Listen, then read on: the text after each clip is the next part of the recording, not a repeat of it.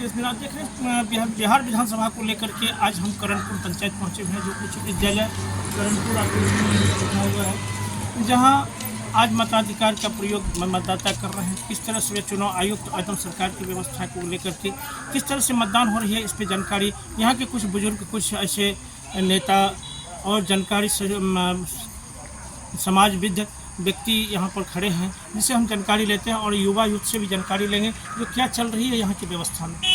Sir, अभी इस बार के चुनाव, विधानसभा के चुनाव कैसे हो रहा है, किस स्थिति में है, क्या चुनाव आयोग का व्यवस्था कैसा रहा, प्रशासन के द्वारा क्या पानी वानी वगैरह का व्यवस्था, सारी व्यवस्था सही है। तो इस बार का चुनाव का क्या मत का है, किस मुद्दा को लेकर क्या मत किए हैं? हेलो, हाँ, मत ही सरकार है, मत आपका है तभी सरकार है। तो आप सरकार से क्या कहना चाहेंगे आने वाले समय के लिए? सरकार से क्या इस मत मत देकर के मांग रहे हैं? रोजगार मांग रहे हैं। ऐसी कौन सी सरकार है जिसके पीछे आपकी सबसे सोच रही है, जो पास्ट, फ्यूचर और सारे व्यवस्था हैं, 3 नाम हैं, और तीनों नाम के तहत में किसको आप पसंद करते हैं? हम ये पसंद। क्या नाम है आपका? दिलीप कुमार। सर, आप वैसे भी हम पूरे जनसेवक की व्यवस्था में, समाज की सेवा में सदैव जुटे रहे हैं, क्या रहा है इस पर मत की व्यवस्था? मत की व्यवस्था बहुत अच्छी है और समाज की सरकार के माध्यम से जो सारी व्यवस्था की गई है उससे जनता को जो लाभ हुआ है उसका पूरा उत्साह देखा जा रहा है। इस बात को जनता बदलाव की व्यवस्था में युवा यूथ मांग रहे हैं, क्योंकि बदलाव होना चाहिए, इंडस्ट्री लगनी चाहिए, पलायन रुकनी चाहिए। इस व्यवस्था को लेकर के सरकार विफल रही है, इसमें क्या कहना चाहिए? सरकार विफल नहीं रही है। जिस प्रकार से 70 वर्ष से यहाँ शासन चला करके राजनीति करने वालों ने इस राज्य को लूटा है, उसकी सारी व्यवस्थाएं 2005 के बाद से बदलाव की स्थिति में आ गई। हम 2005 से पहले के बिहार को देखते हैं तो एक डरावना दृश्य आता है। उसके बदले में अब काफ़ी स्वतंत्र और स्वच्छंद हैं हम लोग और सारे मामलों में हम लोग आगे बढ़ रहे हैं। शिक्षा की व्यवस्था, सड़क की व्यवस्था, कनेक्टिविटी बढ़ी है हमारा जो है सो संसाधन बढ़ा है।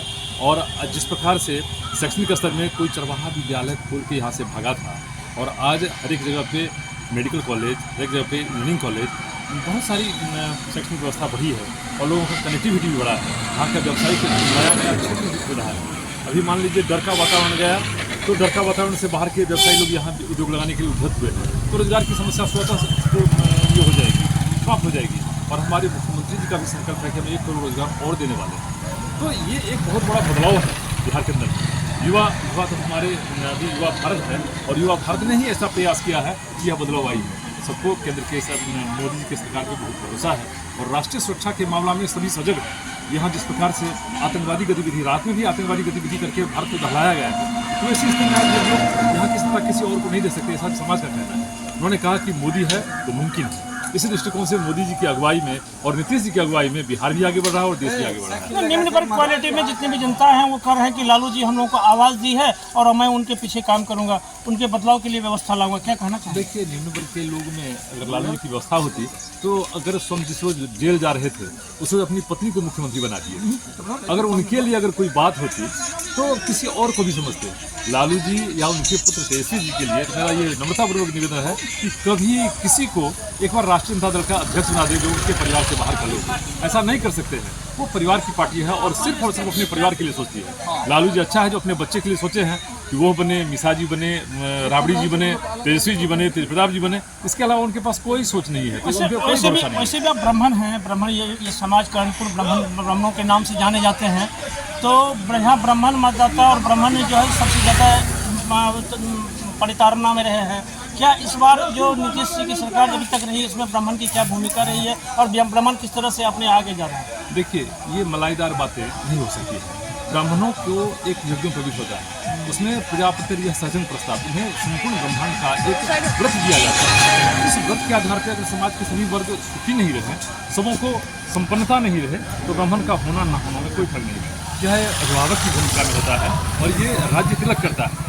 आज तक आपको पता नहीं होगा कि कोई भी ब्राह्मण राजा की कुर्सी पर नहीं बैठता है। उन्होंने अमात्य का दृष्टिकोण से काम किया है और चंद्रगुप्त भी कोई चाणक्य ही पैदा किया था, तो ब्राह्मण की भूमिका वही है। नहीं, 2016 के बाद ब्राह्मण एक जाति के रूप में दर्शाए गए हैं। पहले था कि ये एक शुद्धता व्यवस्था में श्रेष्ठ जातियों के रूप में जाने जाते थे, लेकिन अब उनको जाति की दर्जा मिल गई है क्योंकि जाति प्रथा मांगना स्टार्ट हो गई। मैं आपको रोकूंगा कि ब्राह्मण कभी जाति नहीं होता। ब्राह्मण में सत्य का श्रेणी होना चाहिए, क्योंकि शास्त्र भी आदेश देता है कर्मण्य द्विजोच्यते, कर्म ही उन्हें ब्रह्मत्व और द्विजत्व को प्राप्त कराता है।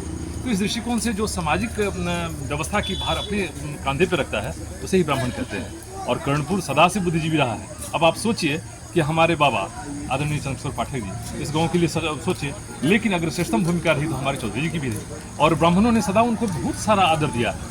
हम लखन चौधरी का नाम लिए बिना नहीं रुक सकेंगे कि हमारे यहाँ के बड़ी आदर्श पुरुष थे, और हमारे बाबा चंद्रशेखर पाठक जी बहुत बड़े संता थे और उन्हें सांसद बनने का भी अवसर मिला था, तो बहुत बड़ी बात थी। तो हम लोगों ने इस प्रकार से देखा है और बहुत सारी तहजीब भी हम लोगों ने सीखी है।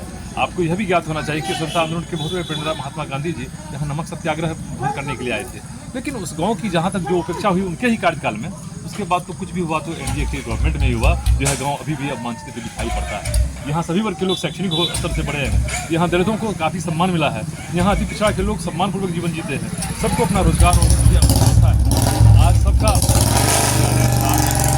खुला हुआ है, कोई तो मतलब नहीं।